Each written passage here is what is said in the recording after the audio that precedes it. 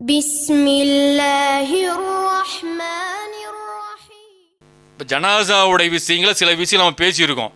ஜனாசாவுடைய விஷயங்கள் நம்ம பேசினது ஒரு பகுதி தான். நம்ம முழுசாக எதையும் பேசலை, ஒரு பகுதி தான் பேசியிருக்கிறோம்.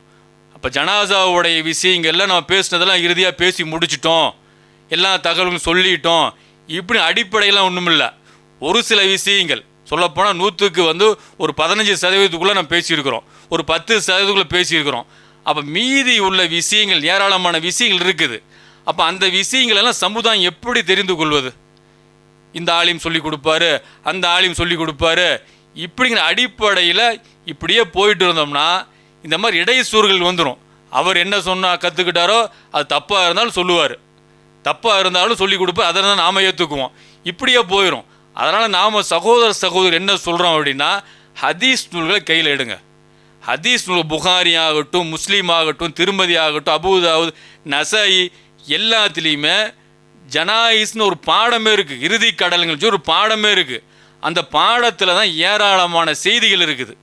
நம்ம சொன்னதை வச்சு இந்த வீடியோ பார்த்துட்டா போதும், எல்லாமே தெரிஞ்சுக்கிச்சு, இப்படி தான் நடக்கணும், இதெல்லாம் கிடையாது. நம்ம ஹதீஸ்க்கும் நமக்கும் தொடர்பு இருக்கணும், ஆயத்துகளுக்கும் நமக்கும் தொடர்பு இருக்கணும், அல்லாஹ்வுடைய பேச்சுக்கும் நமக்கும் தொடர்பு இருக்கணும். இதுதான் முழுமையாக மார்க்கத்தை அறிவதற்கான வழிமுறை. அப்போ குறைஞ்சப்போ எத்தனையோ நம்ம நேரங்களை ஒதுக்குறோம், எத்தனையோ நாளிதழ்களை படிக்கிறோம், ஃபேஸ்புக்கில் நம்ம டைமை ஒதுக்குறோம், இன்டர்நெட்டுக்கு டைமை ஒதுக்குறோம், யூடியூபுக்கு டைமை ஒதுக்குறோம், இதுக்கு டைமை ஒதுக்குறோம். அப்போ நம்ம வாழ்க்கையில் நம்ம வெற்றி பெறணும் அப்படின்னா நமக்கும் அல்லாஹ்வுடைய பேச்சுக்கும் தொடர்பு இருக்கணும். உதாரணத்துக்கு பார்த்தீங்கன்னா, இப்போது நீங்கள் நசையில் பார்த்தீங்கன்னா இறுதி கடல் பாடத்தில் ஏறக்குறைய ஒரு 250 ஹதீஸ்கள் இருக்குது. இப்போ 250 ஹதீஸ்களை நம்ம ஒரு நாளைக்கு ஒரு 15 நிமிஷம் 20 நிமிஷம் ஒதுக்கி படித்தா கூட பெருமளவுக்கு செய்தி நம்ம தெரிஞ்சுக்கலாம். இதுலேயும் இருக்குது. இப்னு மாஜா நம்ம எல்லா நூல்களையும் நம்ம பார்க்கலைன்னா கூட குறைஞ்சபட்சம் இந்த ஜனாசாவுடைய பாடத்திட்டத்தில் ஒரு நசையி இப்னு மாஜாவாவது நம்ம கையில் எடுத்து நம்ம பார்க்கலாமா இல்லையா? உதாரணத்துக்கு பாருங்கள், மரணத்தை விரும்ப டைட்டில் எப்படி போட்டிருக்கிறாங்க, நமக்கு எல்லாமே எளிமைப்படுத்தி கொடுத்துருக்குறாங்க.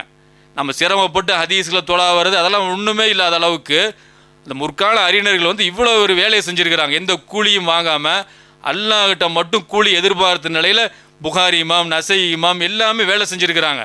இப்போ மரணத்தை விரும்புதல், மரணத்தை வேண்டி பிரார்த்தனை செய்யக்கூடாது, மரணத்தை அதிகம் நினைச்சல், இறப்பு நெருக்கத்தில் லா இலாஹ இல்லல்லாஹ் நினைவூட்டுறது, இறை நம்பிக்கையாளனுக்கு மரண வேளையில் ஏற்படும் அடையாளம், மரண வேளையில் ஏற்படும் துன்பம், திங்கக்கிழமையில் மௌத்தா போகிறது, பிறந்த ஊரை விட்டு வெளியூரில் மௌத்தா போகிறது, இறை நம்பிக்கை உயிர் பிரிவு நேரத்தில் கண்ணியமாக நடத்தப்படுறது, அல்லாஹ்வை சந்திக்க விரும்புகிறது, இறந்தவரை முத்தமிடலாமா, இறந்தவரை துணியால் மூடி வைக்கலாமா, இறந்தவருக்காக அழுகலாமா, இறந்தவருக்காக சப்தமிட்டு அழுவதுக்கு வந்துள்ள தடை, இறந்தவருக்காக ஒப்பாரி வச்சு அழுகலாமா, இறந்தவருக்காக அழலாம் என்பதற்காக அனுமதி, அறியாமைக்கால வழக்கப்படி புலம்பலாமா, துக்க நேரங்களில் ஓலம் விடுறது, கன்னங்களில் அடித்து கொள்வது, தலையை மலித்து கொள்ளுதல், சட்டை பைகளை கிழித்து கொள்ளுதல், துன்ப நேரத்தில் பொறுமையாக இருக்குமாறு நபி இட்ட கட்டளை, இந்த மாதிரியான செய்திகள் பார்த்தீங்கன்னா யாரோ குறைய பார்த்தீங்கன்னா 250 ஹதீஸ்கள் இருக்குது. அப்போ இந்த மாதிரி செய்திகளை பார்த்தோம்னா தான் நமக்கு ஒரு முழுமையான ஒரு தெளிவு கிடைக்கும். முழுமையான தெளிவு எப்போ கிடைக்கும்? பயான்களை பார்த்துட்டு இருந்தால் மட்டும் தெளிவு கிடைக்காது. ஓரளவுக்கு சில விஷயங்களை நம்ம கேதர் பண்ணலாமே தவிர முழுமையான செய்திகள் அப்படின்னு சொன்னால் நாம் குறைஞ்சபட்சம் இந்த பாடத்திட்டங்கள் இருக்காது. பாடத்திட்டத்தை போட்டு தானே வச்சுருக்கிறாங்க, அங்கே ஒரு ஹதீஸ் இங்கே ஒரு ஹதீஸ், அப்படி இல்லையே.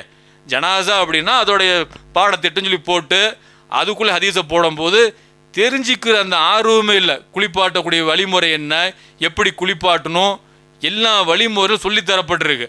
அப்போ இந்த வழிமுறை நம்ம கடைப்பிடிக்கக்கூடியவங்களாக இருக்கணும். குறைஞ்சபட்சம் ஹதீஸ் நூலை வாங்கி வச்சு நம்ம படிக்கணும். அப்படி இல்லையா, வாங்கிறதுக்கான ஒரு சூழல் இல்லைன்னா கூட ஏதாவது பள்ளிகள் இருக்கும், ஏதாவது பள்ளி வாசல்கள்லாம் இருக்கும், அதை நம்ம தொலைவி ஒரு டைமில் போய் ஒரு 10 நிமிஷமோ ஒரு 1/4 மணி நேரமோ தொழுகை டைமில் போகும்போது படிக்கும்போது ஒரு நசைங்கிறது 250 ஹதீஸு, ஒரு நாளைக்கு ஒரு 20 ஹதீஸு படிக்க முடியாதா? நல்லா அப்படி படிச்சிடலாம். நாம் ஒரு மாதத்தில் தெரிஞ்சுக்கலாம், ஒரு மாதம் நசையில் என்ன சொல்லப்பட்டிருக்குதுங்க தெரிஞ்சுக்கலாம். அப்படி ஹதீஸுக்கும் நமக்கும் ஒவ்வொரு விஷயங்கள் தொடர்பு வச்சு நடைமுறைப்படுத்தக்கூடிய மக்களாக நம்ம இருக்கணும். அல்ஹம்துலில்லாஹி